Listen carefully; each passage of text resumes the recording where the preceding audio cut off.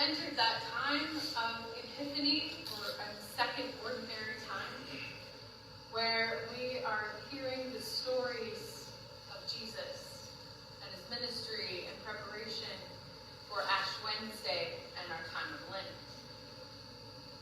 If you looked ahead in your calendar, you know Ash Wednesday is going to be on February 14th, so that should make it a very interesting Ash Wednesday this year. But it'll be here before we know it. And I only mark that, or make sure I mention that occasion so we can mark it and think and prepare.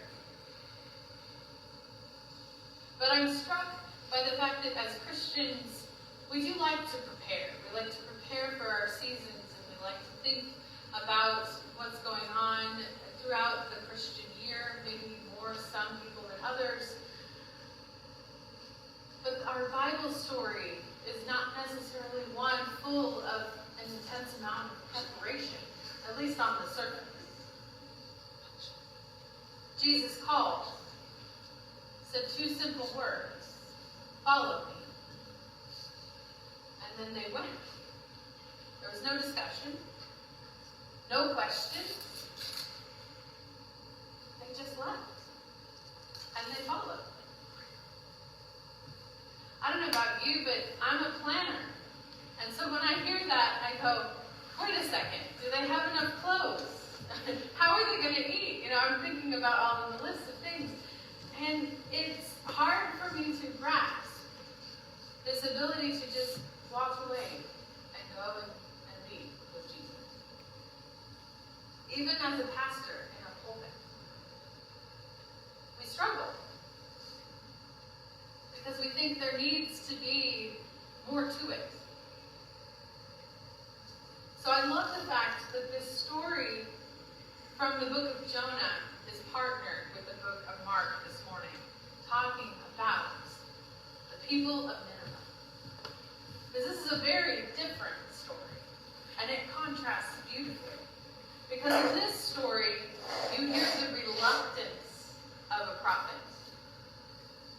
I don't know about y'all, but I was a child of the 80s and 90s, and we watched a considerable amount of VeggieTales. And the one that I will never forget is the one about Jonah and going to Nineveh. It's a scallion characters, if you think, if you think of your vegetables in that way. And he was just determined not to go. He did everything. He got in a boat and went in the opposite direction. He did everything he could to get away from this call to go to Nineveh. Why in the world would God send me to Nineveh? And as a child, you just think this is hilarious, and it's animated, and it's a green scallion telling me this. But deeply, though, as adults, we can look at it and go, yeah, why would he go to Nineveh? Why would God send him there? Those people were not just people. There were stories about Nineveh. Why in the world should we try to save Nineveh of all places? God's just going to erase it off the face of the earth and we would be better off. And then you picture that arguing scallion saying all those things and it makes it a little lighter, right? But it is a good question. Because Jonah is a prophet that heard the voice of God, a simple message to tell the people. But he wasn't the only unwilling prophet. He's probably the most significant one. We know him, of course, because of Jonah and the whale. I think we all have seen some form of that throughout our entire lives in Bible school and VBS. It's a fun thing to do. To think about a person who was swallowed up by a big fish and had a come to Jesus moment with God and was told to reminded what he was called to do and finally said, okay, I'll go. It took an ocean and a big fish. We don't always have big ocean fish moments in our lives, necessarily, that remind us to get back on the path we're supposed to be on and to follow God. But this story is grand for a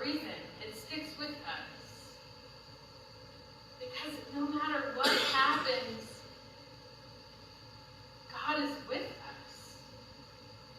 And if God is truly calling you to do something big, like go to a place that scares you, and you're not sure of it, God is a persistent God. But we wouldn't be the first people in biblical history, and Jonah's not the first one in the prophetic books of the Old Testament to really be an unwilling character and actually question God. Both Moses and Jeremiah are like, what are you thinking? Send somebody else. I mean, Moses is like, I have a speech impediment, and you want me to go talk to the Pharaoh? You're crazy. That was just not going to happen. But it did. And we've read those stories. But Jonah takes resistance to a whole new level. Jonah is called to embark on a mission, and he does everything he possibly can to back out.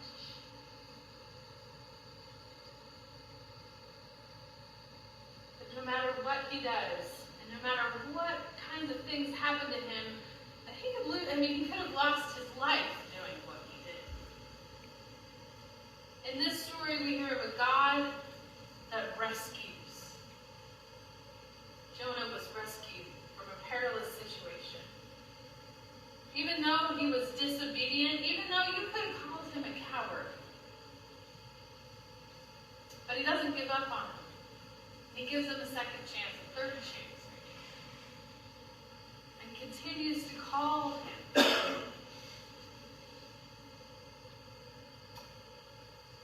I would say and agree with the commentary on the SALT project this morning. It talks about how this is a counterintuitive move on God's part. But it also embodies this overarching theme in this book. To achieve divine purposes, God mercifully saves and sends not the best, but some pretty questionable and unreliable characters. People like us to go do some amazing work.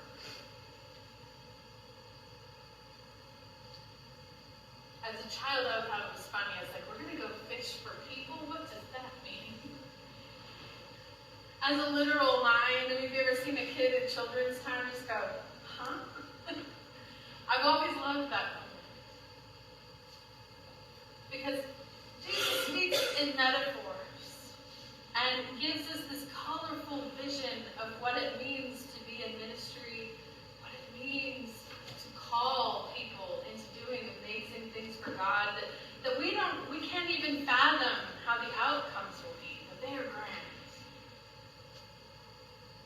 Jesus is also evoking in this passage this ancient idea of pedigree. But not maybe the way that you would traditionally think, like a hierarchy of people. Because back in the book of Jeremiah, for example, there's a context here that is referencing the exile in Babylon. 600 years before Jesus walked the earth. Fishing for people in that context referred to God's judgment. The unrighteous, the unjust are caught by divine agents. And in Jeremiah chapter 16, it talks about how it's doubly repaid for their iniquity. They paid for what they had done. So they were only then rescued from the exile when they had paid for their iniquity. Now the people that Jesus is talking to, the people that Jesus is summoning to come and follow, they would get these references. The exile was never far from their thoughts.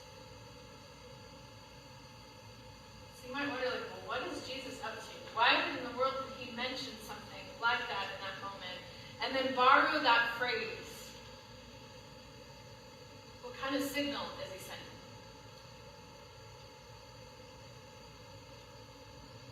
I think he's inviting these recruits to ministry into an adventure. adventure that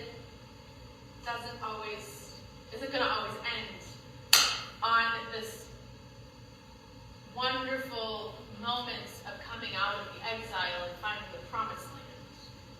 He's using that metaphor to talk about how things end. They end with salvation. But there's going to be plenty of struggle along the way. Barbara Brown Taylor, famous religious writer, has talked about this moment in the book of Mark when Jesus called the disciples. She calls it a miracle on the beach. Because these fishermen had never met Jesus before. They might have heard a few stories, but all they had to hear were 2 words. And then immediately, they leave everything behind. Their family, their friends, their livelihood, everything. And they leave and they follow.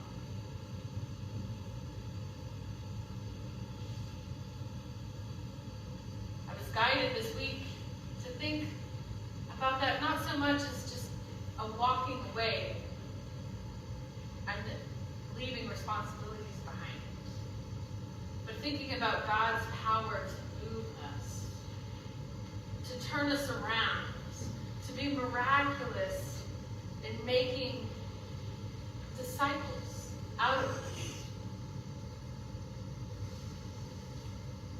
It's a story about a sudden life-changing power of faith.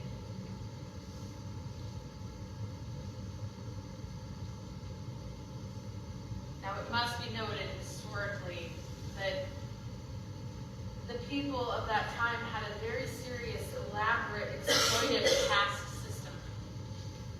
People in Jesus' day were caught up in this system, and the fishermen were on the lowest rung of people. And there was a lot of unrest and a lot of struggle to make ends meet. And to be part of the lowest of the low professions, you can imagine they might be ready to just leave it all and start over. They just couldn't take it anymore. Jesus' invitation was to join him. And it ushered in a whole new way of living, a whole new way of seeing the world. And they were able to drop their nets.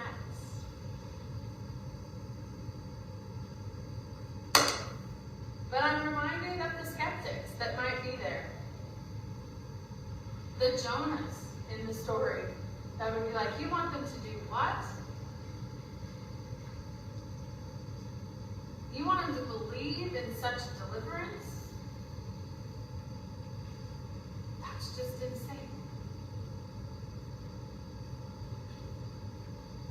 But Jesus answers these questions and these doubts in the invitation itself. Because he's referencing Jeremiah when he says, I will make you fish for people. And he's talking about the ancient deliverance from Babylon and exile. He's mentioning both of those things because they work together to remind us that God delivered our ancestors. And if you're paying attention right now, God is doing it again.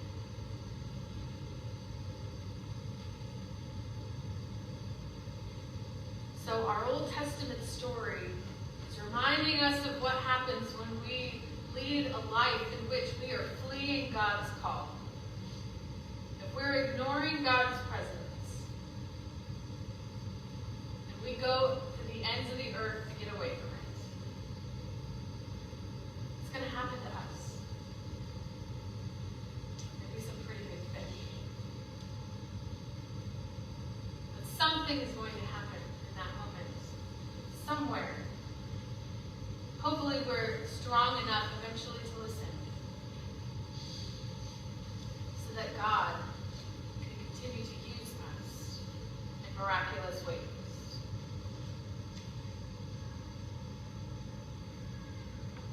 But also God knows us. and knows that sometimes these calls are just not easy to follow. Especially when we know, like what Jonah knows. Nineveh, it just outshines so much at that time. It's the people. He just felt like they were, there was no mercy left for them. It was a sinful city. The mercy, though, that God wanted to show was extraordinary, especially giving it to Nineveh because it was the capital of Assyria. Israel's arch enemy, as you hear so often in the Old Testament. And it's hard to undo the things that we've been taught.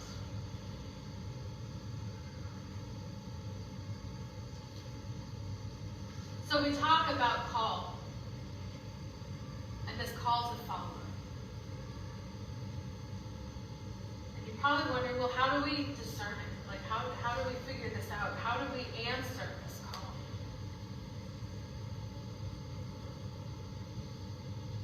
And there are different call stories for every single person in the world. There's no one-size-fits-all top 3 list on how to answer God's call. So unfortunately, I don't have easy answers there. But I think it's an invitation to be open to something that stretches us outside of our comfort zones. In my experience, it's been things in which I could have easily said no, but there was a nagging feeling that I needed to say yes in this moment. Even if I was unsure, even if I was scared. Nothing happens, nothing changes if we just play it safe.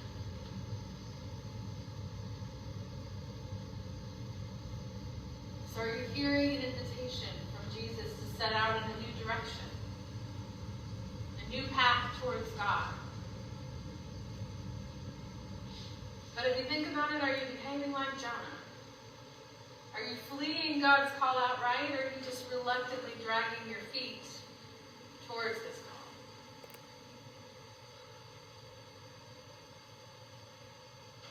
Perhaps right now in this season, our job is to keep the questions open and keep returning to them again and again.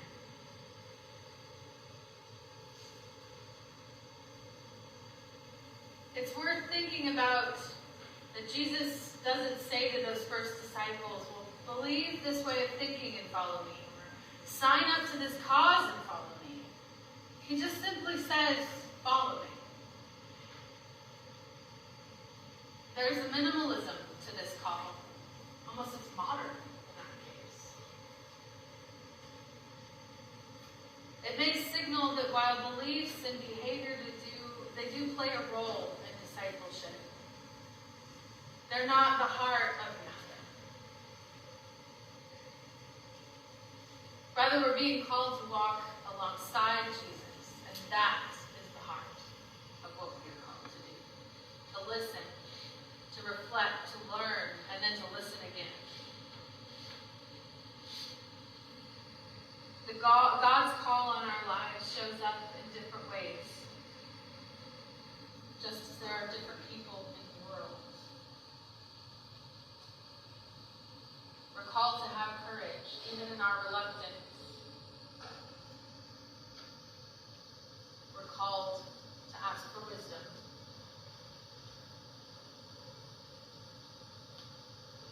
But I have faith in my own call in each of the stages of mine.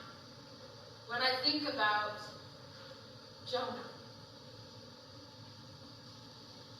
because not always the shiniest people get called. People that we might even have a little doubt in their ability to do things. People who are on the lowest rung of the social ladder.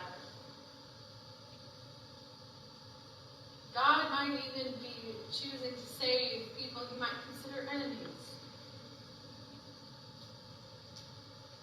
So the world might turn upside down in this magnificent plan that God has in store for all of us.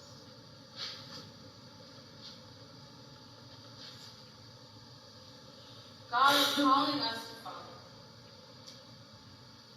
to live and to love and to walk together, calling and supporting each other as we go.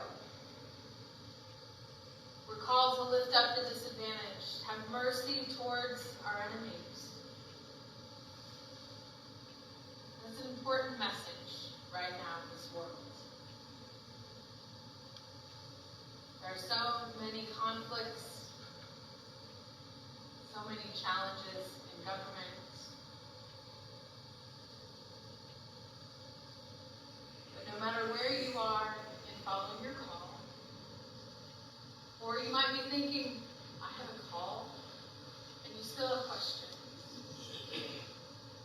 Just know, even within all of those things,